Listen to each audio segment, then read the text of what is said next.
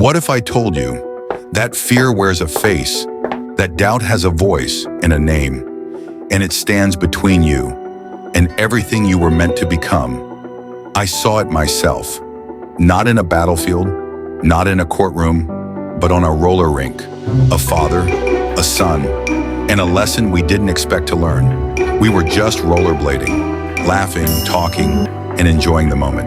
And then we saw her, maybe 7 years old, no taller than knee-high, wobbling more than walking, trying to skate like everyone else did. She wasn't fast, she wasn't strong, but she had something most adults spend their lives chasing. She had heart.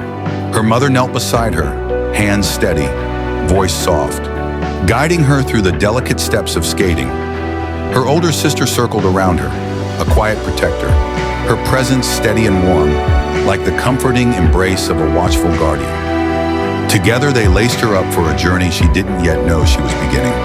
A scarf tied to her sister's waist helped keep her steady, a symbol of trust, of legacy, of belief, until she fell, hard. Her mom let out a deep, echoing scream. Then there was the blood. Everything slowed down. It was the kind of moment that freezes time, and that's when the gatekeeper appeared. A man in uniform, not cruel, just certain, like life itself when it doesn't wait for your permission. He pointed to the exit. His eyes said, "You tried. It's over. Let's not make this worse." We all know this moment, that space between pain and pride, between who they say we are and who we know we can become. Have you ever been told you're not ready? Have you ever felt small under someone else's judgment? She looked up, bloody, trembling, afraid, but she didn't cry.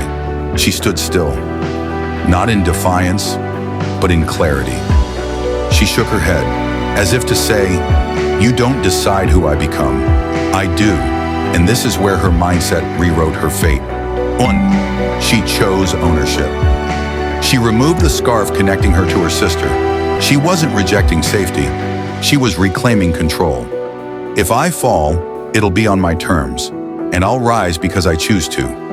That's where resilience begins, when you stop outsourcing your strength. Two, she trusted her own progress. Her first steps were shaky, wobbly, barely moving, but she didn't compare herself to anyone. She focused on the loop she was in, the now, and in doing so, she taught us all. Progress isn't loud, it's quiet, it's personal. Three, she turned fear into fuel. She had every reason to quit, but she didn't. She turned fear into fire. Loop by loop, slow, then faster. She transformed. She became the storm, and the same gatekeeper who once blocked her path, he watched in silence, because rules mean nothing when spirit rewrites them. The crowd erupts in applause, her mother cheering joyfully from the sidelines. Her sister beams with pride. She wasn't just skating anymore. She was showing the world what happens when you refuse to shrink. And when we came back a week later, she was teaching others, from beginner to mentor, not because she had talent, but because she had grit. So I ask you, who is your gatekeeper? Is it a voice from your past? A teacher who said you wouldn't make it? A boss who overlooked you?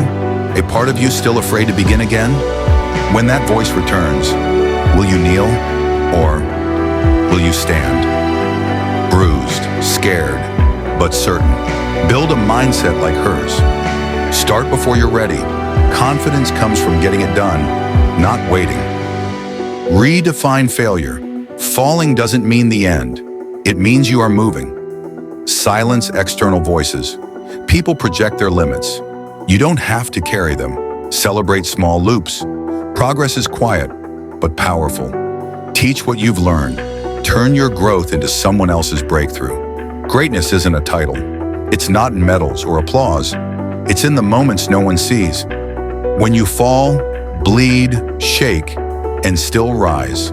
So lace up, strip away the fear. Push forward, no matter how slow. And when the gatekeeper returns, smile. Because this time, you don't just skate, you soar. Because you've already faced the gatekeeper and chose to rise. Thanks for listening. If this story moved you, pass it on. Someone out there might need these words more than you know. And drop a comment. What's one way you've learned to open up or help someone feel seen? I'd love to hear your thoughts. Don't forget to like, subscribe, and share it with someone who needs it. Until next time, take care.